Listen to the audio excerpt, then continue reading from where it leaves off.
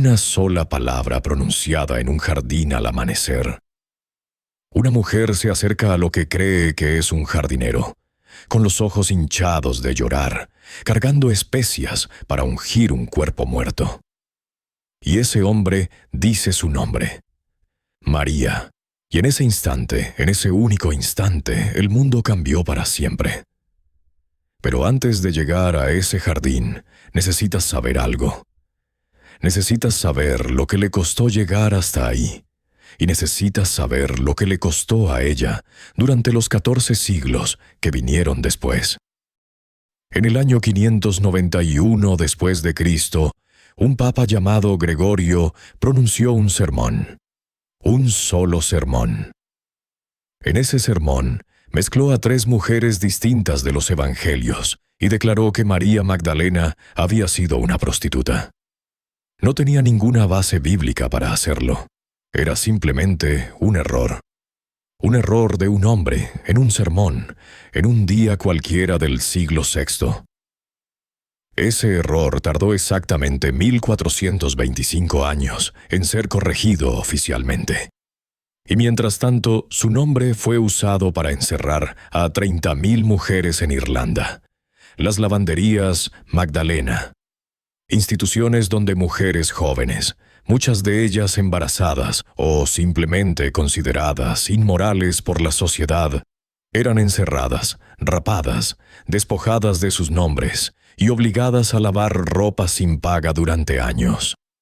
Algunas nunca volvieron a ver a sus hijos. La última de esas instituciones no cerró hasta 1996. Y todas llevaban el nombre de María Magdalena porque la iglesia dijo que era una prostituta. Pero María Magdalena nunca fue una prostituta. Entonces, ¿quién era realmente? Empecemos con lo que los evangelios realmente dicen.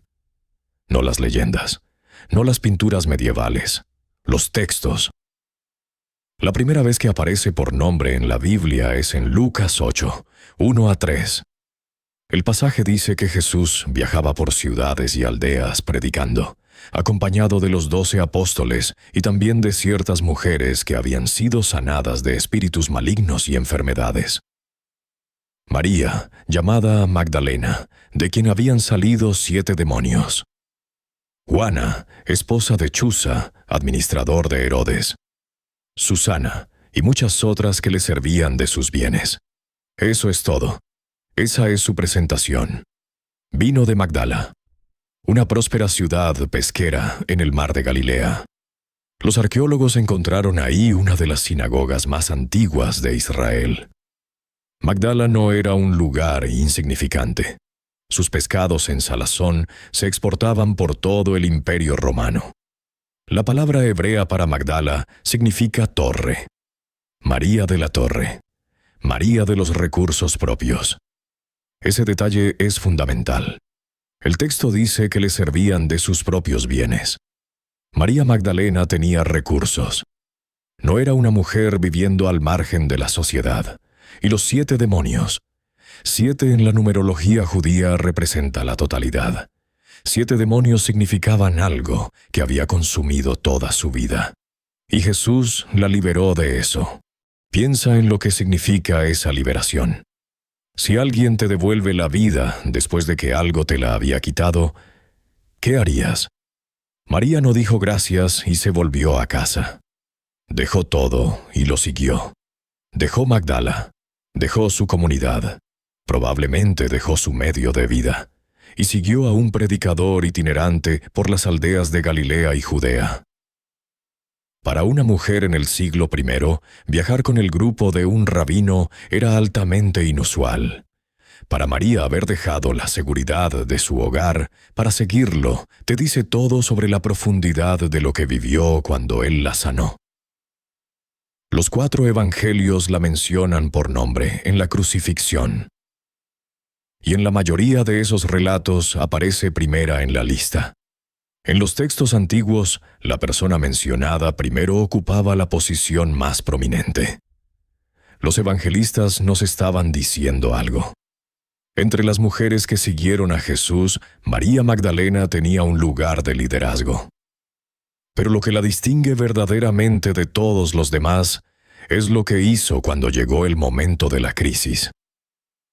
Cuando arrestaron a Jesús, los discípulos varones huyeron. Pedro lo negó 3 veces. Judas ya lo había traicionado. Todos los que prometieron nunca abandonarlo hicieron exactamente eso. María Magdalena se quedó. Lo siguió hasta la cruz. Lo vio morir. Estuvo ahí cuando colocaron su cuerpo en la tumba. Ese tipo de valentía te dice todo lo que necesitas saber sobre esta mujer. La crucifixión romana era la forma más humillante y dolorosa de ejecución que el mundo antiguo había producido. Las víctimas morían lentamente durante horas o días. Los romanos lo hacían en público para que nadie olvidara lo que le pasaba a quien desafiaba su autoridad. Y las autoridades acababan de ejecutar a alguien por reclamar ser un rey. Cualquiera asociado con esa persona estaba en peligro potencial. Los discípulos varones lo entendieron perfectamente. Por eso desaparecieron. Pero María y las otras mujeres se quedaron. Ya fuera porque los romanos las consideraban menos amenazantes, o porque su devoción era más fuerte que su miedo. Quedarse al pie de la cruz no era simplemente ser testigo de una muerte. Era un acto de lealtad radical. Era asociarse públicamente con alguien a quien el Estado había declarado criminal. En una cultura que valoraba el honor y la vergüenza por encima de casi todo, quedarse era un acto de desafío. Cuando Jesús murió cerca de las 3 de la tarde, un seguidor adinerado llamado José de Arimatea pidió permiso a Pilato para llevarse el cuerpo. Lo envolvió en lino y lo colocó en una tumba tallada en roca. Y según el Evangelio de Marcos, María Magdalena y María la madre de José observaron dónde fue puesto el cuerpo. No era observación pasiva. Estaban planeando regresar. El sabbat impedía cualquier acción. Solo podía esperar y llorar. El hombre que la había liberado de 7 demonios, que le había devuelto el propósito y la comunidad, estaba muerto. Todo lo que habían construido en 3 años aparentemente había terminado en una cruz romana. El sábado debe haber sido el día más largo de su vida. No podía trabajar. No podía viajar. Solo podía esperar y llorar y preparar las especias que necesitaría para ungir su cuerpo correctamente una vez que terminara el sabbat. Porque eso era lo que planeaba hacer. No iba a la tumba el domingo por la mañana esperando un milagro.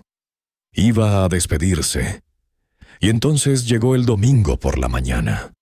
Los 4 evangelios coinciden en este punto.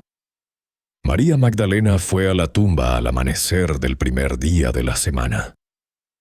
En Marcos y Lucas fue con otras mujeres llevando especias para ungir el cuerpo según las costumbres judías de entierro. En el Evangelio de Juan fue sola.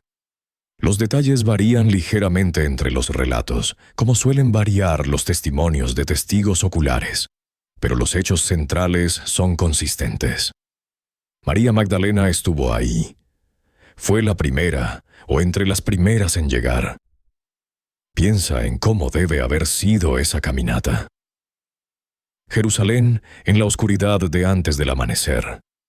Las calles casi vacías. El peso de lo que estaba a punto de hacer presionando sobre ella con cada paso. Iba a tocar un cuerpo muerto, lo que bajo la ley judía la haría ritualmente impura. Iba a una tumba sellada bajo autoridad romana. Quizás ni siquiera sabía cómo iba a pasar la piedra. El Evangelio de Marcos registra que las mujeres se preguntaban entre ellas en el camino: ¿quién nos apartará la piedra de la entrada del sepulcro? No tenían un plan. Simplemente fueron. Lo que encontró fue una tumba vacía. La piedra había sido removida. El cuerpo había desaparecido. En el relato de Juan, que nos da la versión más detallada de lo que pasó después, María corrió a contarle a Pedro y al discípulo amado. Ellos vinieron, miraron dentro, vieron las vendas de lino ahí y regresaron a casa. Pero María se quedó. estaba parada afuera de la tumba llorando. Y aquí es donde la historia toma el giro que cambió la historia. Miró dentro y vio 2 ángeles que le preguntaron por qué lloraba. Les dijo que alguien había llevado a su señor y no sabía dónde. Luego se dio la vuelta y vio a alguien parado ahí. Pensó que era el jardinero.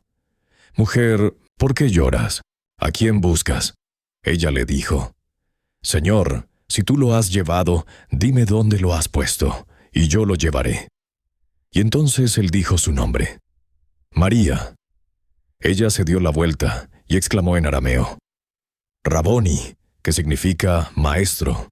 Una sola palabra, una sola voz que ella conocía mejor que cualquier otra. Y en ese momento el mundo entero cambió. No solo para María, para toda la historia humana. Jesús le dijo entonces algo que tiene más peso del que parece a primera vista. «No me retengas, porque todavía no he subido al Padre, pero ve a mis hermanos y diles». Ve y diles, ese fue el encargo. El primer anuncio de la resurrección fue confiado no a Pedro, no a Juan, sino a María Magdalena. Y ese detalle importa más de lo que puedes imaginar. En la sociedad judía del siglo I, el testimonio de las mujeres no era considerado legalmente válido. Una mujer no podía servir como testigo en un tribunal. Su palabra, ante los ojos de la ley, no contaba. Y sin embargo, el Jesús resucitado eligió a una mujer para ser la primera testigo. Eligió a María Magdalena para llevar la noticia más importante de la historia de su movimiento. Si los primeros cristianos hubieran inventado esta historia, nunca habrían elegido a una mujer como testigo principal. Habría socavado su credibilidad. El hecho de que los 4 evangelios la nombren es uno de los argumentos más sólidos para la autenticidad de la resurrección. Nadie se lo habría inventado. María fue a los discípulos y les dijo: «He visto al Señor». Entró a un cuarto lleno de hombres atemorizados y les dijo que la persona que habían visto morir estaba viva, que ella había hablado con él. ¿Cómo respondieron? Lucas nos lo dice directamente. Los apóstoles no creyeron a las mujeres. Sus palabras les parecieron disparates. Pedro se levantó y corrió a la tumba de todos modos para verificar. Pero la reacción inicial fue incredulidad. Los futuros líderes de la iglesia cristiana, los hombres que construirían la fe que hoy tiene más de 2.000 millones de seguidores, estaban escondidos en un cuarto, paralizados por el miedo. Y la persona que les trajo la noticia que lo cambiaría todo era María Magdalena. Y entonces algo extraordinario ocurre. Después de las apariciones de la resurrección, María Magdalena esencialmente desaparece del Nuevo Testamento. No es mencionada en el libro de los Hechos. No aparece en ninguna de las cartas de Pablo. La última vez que la vemos en las Escrituras es en esos relatos de la resurrección. Para una figura de esta importancia, ese silencio es ensordecedor. El libro de los Hechos menciona a docenas de personas por nombre. Las cartas de Pablo hacen referencia a colaboradores, patrocinadores y misioneros compañeros en ciudad tras ciudad, pero la mujer que anunció la resurrección, ni una palabra. Algunos eruditos creen que este silencio es significativo en sí mismo. Una líder femenina prominente puede haber sido deliberadamente minimizada en el registro oficial a medida que la Iglesia buscaba respetabilidad institucional. Otros argumentan que María Magdalena simplemente vivió sus años restantes en quietud y no hubo nada dramático que reportar. No lo sabemos. Esa incertidumbre ha ocupado a eruditos y narradores durante 2000 años. ¿A dónde fue? ¿Cómo pasó las décadas entre la resurrección y su muerte? Las Escrituras no responden estas preguntas, pero la ausencia de información no detuvo al mundo cristiano primitivo de llenar los vacíos. Y las tradiciones que surgieron son fascinantes y reveladoras. En 1945, un campesino cerca de Nag Hammadi en Egipto encontró una vasija de barro sellada con 13 manuscritos que contenían más de 50 textos perdidos por más de 1500 años. Varios mencionaban a María Magdalena de maneras que la Iglesia oficial había intentado suprimir. El más significativo es el Evangelio de María, descubierto anteriormente en 1896 en El Cairo. Solo sobreviven fragmentos. Falta casi la mitad del texto, pero lo que queda cambia cómo entendemos la posición de María Magdalena en la Iglesia primitiva. En este texto no es solo una testigo de la resurrección. Es una líder espiritual, una maestra, alguien a quien los otros discípulos recurren para orientación. El Evangelio de María describe una escena donde los discípulos están atemorizados y llorando después de que Jesús ha partido. No saben qué hacer, y es María quien los consuela y fortalece su determinación. Les habla de una enseñanza privada de Jesús sobre la naturaleza del alma. Los otros discípulos la escuchan, la toman en serio, hasta que 2 de ellos no lo hacen. Andrés dice que no cree que Jesús le haya enseñado a una mujer. Pedro va más lejos. Y otro discípulo llamado Levi defiende a María diciéndole a Pedro: si Jesús la consideró digna, ¿quién eres tú para rechazarla? Esa tensión entre Pedro y María aparece en múltiples textos independientes. El Evangelio de María, el Evangelio de Tomás, la Pistis Sofía. Fueron escritos por diferentes comunidades en diferentes momentos. El hecho de que todos preserven el mismo conflicto sugiere que refleja una memoria genuina de rivalidad dentro del movimiento cristiano primitivo. Lo que todos estos textos sugieren es que la influencia de María Magdalena en el movimiento cristiano primitivo fue suficientemente significativa para generar su propia tradición. No era una figura menor. Era alguien importante para que diferentes comunidades reclamaran su legado. Pero ¿a dónde fue la mujer real después de la mañana de Pascua? Para eso necesitamos recurrir a las tradiciones de las iglesias del Oriente y del Occidente. Y cuentan historias muy diferentes. En la tradición ortodoxa oriental, la historia de María Magdalena después de la resurrección es específica y detallada. Según esta tradición, viajó a Éfeso, la gran ciudad de lo que hoy es Turquía occidental, y fue allá con el apóstol Juan y la Virgen María. Éfeso era una de las ciudades más importantes del Imperio Romano, con hasta 250,000 habitantes. El Evangelio de Juan nos dice que en la crucifixión Jesús confió a su madre al discípulo amado. Si ese discípulo era Juan, y Juan se estableció en Éfeso, como sugiere la tradición, es plausible que María viajara con ellos. Según la tradición oriental, María Magdalena no se retiró. Predicó. Evangelizó. La Iglesia Ortodoxa la considera igual a los apóstoles, un título de enorme significado que la coloca al mismo nivel que Pedro y Pablo. Ese título se llama Isapóstolos, y solo unas pocas figuras en la historia cristiana lo han recibido. Y luego está la historia del huevo rojo, una de las leyendas más queridas del cristianismo oriental. Según esta tradición, María Magdalena eventualmente viajó a Roma y obtuvo audiencia con el emperador Tiberio. Vino a contarle sobre la resurrección de Jesús. Sostuvo un huevo, símbolo de nueva vida, y declaró que Cristo había resucitado de entre los muertos. Tiberio dijo que eso era tan probable como que el huevo en su mano se volviera rojo. Y según la leyenda, el huevo se volvió rojo inmediatamente. Ya sea que esto ocurrió literalmente o no, la historia se convirtió en el fundamento de la tradición ortodoxa, de teñir huevos de rojo en Pascua. Cuando ves huevos rojos en una celebración de Pascua ortodoxa, estás viendo una tradición que se remonta directamente a María Magdalena. Mientras tanto, la tradición occidental cuenta una historia completamente diferente sobre a dónde fue después de la resurrección, y tiene como destino improbable el sur de Francia. Según esta tradición, que se volvió enormemente popular en la Edad Media, María Magdalena estaba entre un grupo de primeros cristianos perseguidos en Tierra Santa después de la resurrección. Fueron puestos en un bote sin remos ni velas y dejados a la deriva en el mar Mediterráneo, sin comida, sin agua, sin manera de dirigirse, básicamente dejados para morir.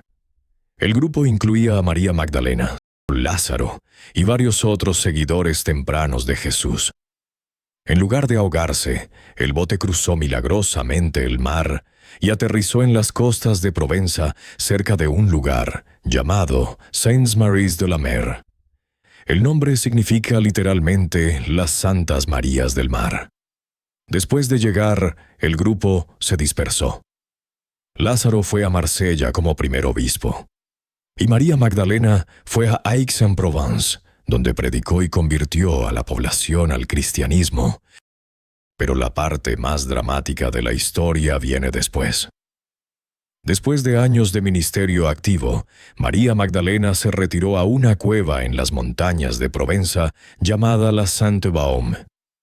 Y según la tradición, pasó los últimos 30 años de su vida ahí en contemplación solitaria y oración. 30 años en una cueva. Más largo que la mayoría de las carreras. Más largo que muchos matrimonios. La cueva existe hoy. Está a unos 1000 metros de altura, en un acantilado de piedra caliza, rodeado de bosque antiguo. La escena dice que no comía nada, sustentada enteramente por ángeles que la elevaban 7 veces al día para escuchar música celestial. ¿Hay evidencia histórica de esta historia? No, ninguna que date antes de la Edad Media. Los relatos escritos más tempranos de María Magdalena en Francia aparecen en el siglo XI, aproximadamente 1000 años después de que vivió. La leyenda creció del culto medieval de los santos y del deseo de las iglesias francesas de reclamar conexión con figuras bíblicas. La abadía de Vézelay afirmó poseer sus reliquias desde el siglo XI, convirtiéndose en uno de los lugares de peregrinación más importantes de Europa. La leyenda, aunque históricamente incierta, nos dice algo sobre cómo fue recordada María Magdalena. Las leyendas francesas le dieron 30 años de contemplación. La hicieron predicadora, que convirtió toda una región, y afirmaron que ángeles la sustentaban. Cualquier otra cosa que sean esas historias son un testimonio de cuán profundamente el mundo medieval reverenciaba a esta mujer. Ahora necesitamos hablar del error. El error real que distorsionó la identidad de María Magdalena por más de 14 siglos. En el año 591, el Papa Gregorio I pronunció un sermón donde mezcló a 3 mujeres distintas de los evangelios: María Magdalena, María de Betania y la pecadora anónima de Lucas 7. Y declaró que las 3 eran la misma persona. Y a partir de ese momento, María Magdalena fue la prostituta arrepentida. Durante casi 1400 años. La Iglesia Oriental nunca aceptó este error. Siempre mantuvo la distinción clara entre las 3 mujeres. Ese error fue exclusivamente un fenómeno occidental, y las consecuencias fueron reales y devastadoras. Las instituciones para reformar a las prostitutas se llamaban lavanderías Magdalena. En Irlanda se volvieron notorias por el abuso de mujeres que eran encerradas, obligadas a hacer trabajo no remunerado, tratadas como pecadoras por estar embarazadas o simplemente ser consideradas inmorales. Esas instituciones tomaban su nombre de la idea falsa de que María Magdalena había sido una prostituta. Un error histórico cometido en el año 591 tuvo consecuencias reales para mujeres reales por más de 1000 años. En Irlanda sola, se calcula que 30.000 mujeres pasaron por las lavanderías Magdalena entre los siglos XVIII y XX. La última no cerró hasta 1996. Muchas fueron enterradas en fosas sin nombre. En 2013, el gobierno irlandés se disculpó formalmente por el papel del Estado en esas instituciones.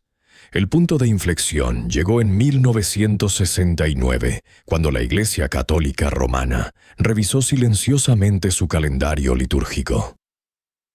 En el nuevo calendario, la fiesta de María Magdalena el 22 de julio ya no la identificaba con la mujer pecadora ni con María de Betania. Las tres mujeres fueron finalmente reconocidas como individuos distintos. Después de casi 1400 años, la Iglesia corrigió oficialmente el error de Gregorio.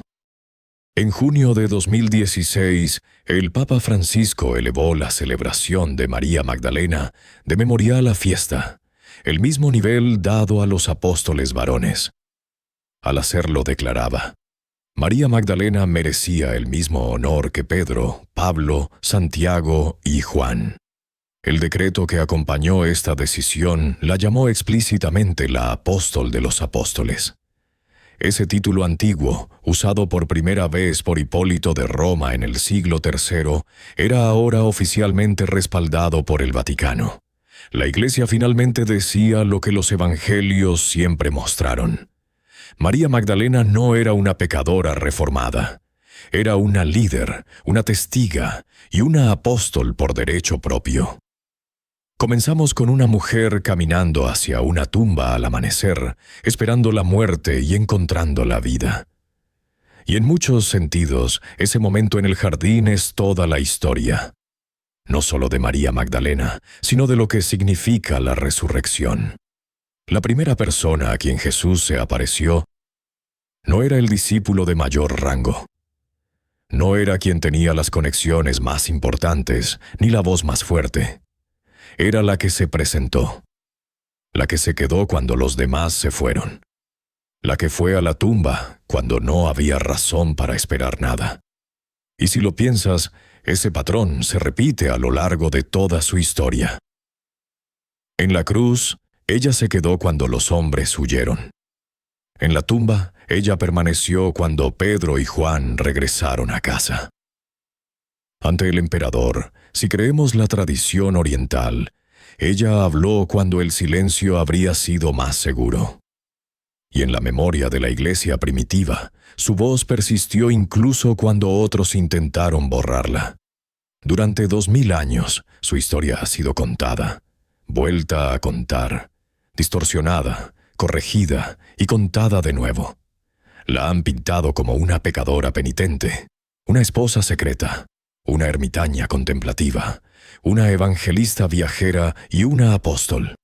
Algunas de esas versiones están más cerca de la verdad que otras, pero a través de todas ellas, una cosa ha permanecido constante. Es recordada, es honrada, y el mensaje que Jesús le dio en la tumba nunca ha dejado de ser proclamado. He visto al Señor. 4 palabras. El primer testimonio cristiano pronunciado por una mujer a quien el mundo intentó silenciar, malidentificar y olvidar. Y sin embargo, aquí estamos 2 milenios después, todavía contando su historia. Quiero que pienses en algo antes de que termines de escuchar esto. Hay momentos en la vida de cada persona donde todos los demás se han ido, donde el miedo ha vaciado la habitación, donde quedarse parece no tener sentido, porque todo lo que esperabas ya parece haber terminado. María Magdalena llegó a una tumba sellada sin un plan para pasar la piedra, sin nadie esperándola del otro lado, solo con especias para despedirse. Y en ese momento de absoluta ausencia de esperanza, en ese momento de simple fidelidad sin nada que ganar, fue cuando todo cambió. No fue en el momento de la alabanza pública. No fue cuando los discípulos la admiraban. Fue a solas, llorando afuera de una tumba, cuando pensaba que todo había terminado. Eso es lo que hace que su historia sea tan poderosa para cualquiera que la escucha hoy. No los milagros, no los títulos, no los debates académicos sobre quién fue realmente. sino esto, que cuando todos los demás habían regresado a casa, ella seguía ahí, y fue precisamente ahí donde la encontró el resucitado. Precisamente en ese lugar de pérdida, de lágrimas, de no saber qué hacer.